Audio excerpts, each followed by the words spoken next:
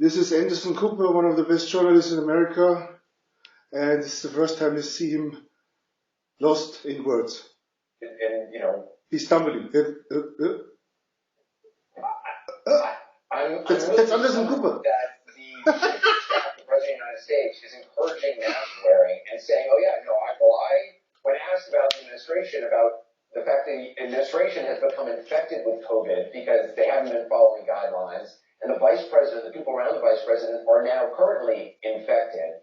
The chief of staff blows that off and just says, "Well, I do it, and in fact, here's a little tip. Bring some Purell with you." "Oh, thanks, Dr. Fauci." Wow.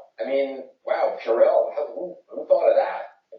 This is incredible that he is acting as if the fact that he personally does this somehow makes up for the fact that the man he represents and the man he works for is not doing this. And they're right as he's speaking, that very day, they're going to have a bunch of rallies that are potentially super spreader events with thousands of people shoulder to shoulder cheering, spewing droplets on each other. And they're not telling those people to social distance, other than the president's one little line today.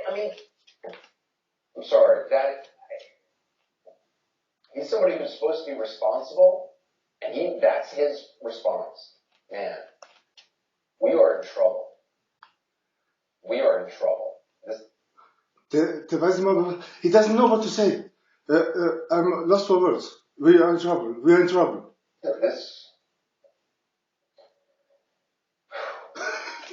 Sure, you can catch COVID from contaminated surfaces, but the primary mode of transportation is airborne. Even the president knows this. And so that's a very tricky one. That's a very delicate one. It's also more deadly than your strenuous flus. That was the 7th of February, back when he was saying that privately to Bob Woodward, but publicly saying it would all just magically disappear with his buddies Diamond and Silk. Where have they been recently, though? The memory is so vivid, why it's almost as if you were saying it just this afternoon.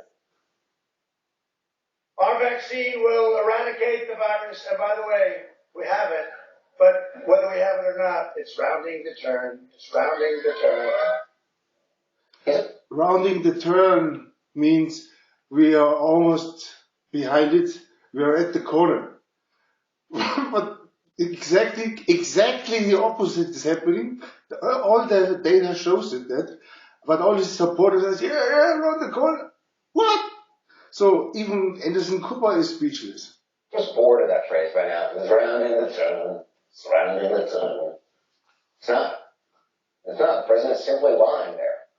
As we reported at the top, this has been the worst single day for new cases in the entire pandemic. More than 83,000 new cases and counting, and at least 940 people dead as of 8 p.m., 9 minutes ago.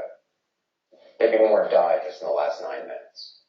A bit later in the program, we're going to talk about new CNN reporting that the president's influential but unqualified radiologist, member of the task force. In fact, he seems to be the only member of the task force really left in any good standing with the president.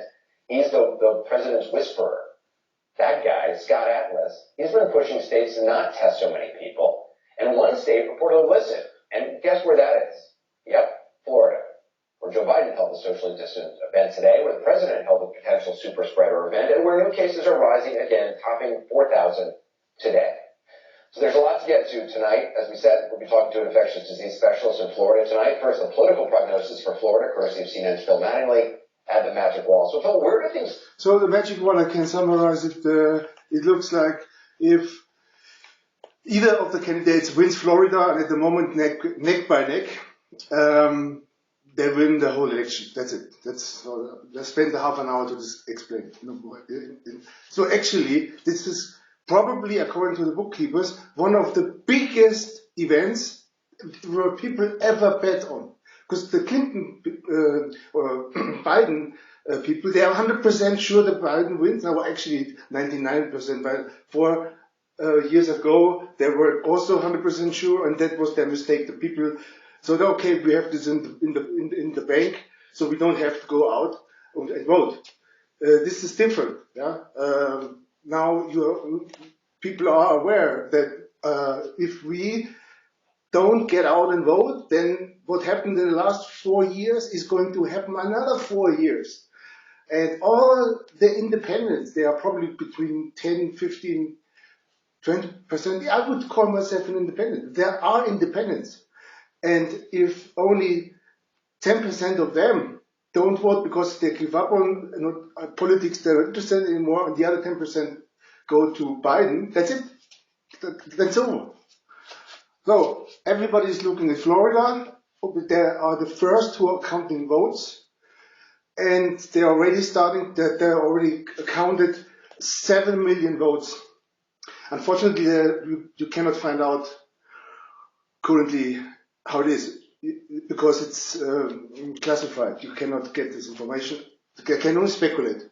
But on the election night, on the 3rd of November, we will know very, very soon who wins, because Florida will be the first state, and it is one of the most important swing states. And then it's only like domino stones falling. And if Biden takes this one, it's over, 100%. So if I would now bet, because I wanted to bet 4 years ago, and I was thinking, yeah, I put 500 on Trump because I'm pretty sure he wins, and yeah, I would have gotten 5-1 back. That would be 2,500. And then in the end, I was chickening out. I'm doing the same now. The rates are unfortunately not that great, but I'm betting on Biden. So, but it's a bet like 4 years ago. It's like unpredictable. Forget the polls, because same in Germany. You have the AfD.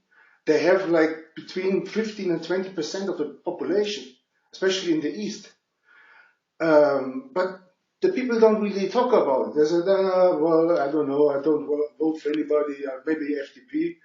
And then they're secretly making their cross on the AfD. But it's politically not really accepted to support this party.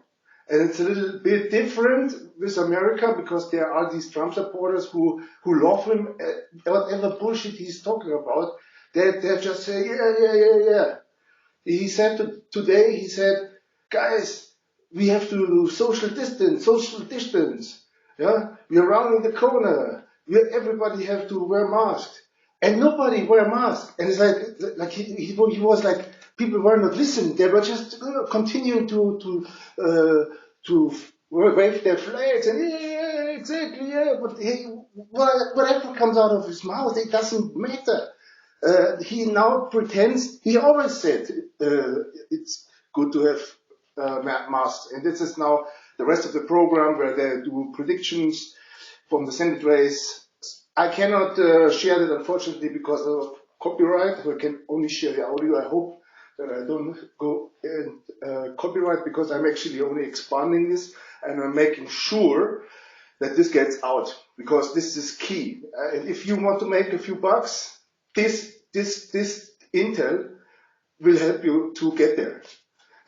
If I would be you, I would maybe bet half of my pension funds. If you lose, you still are not on the streets, but if you win big. Good luck.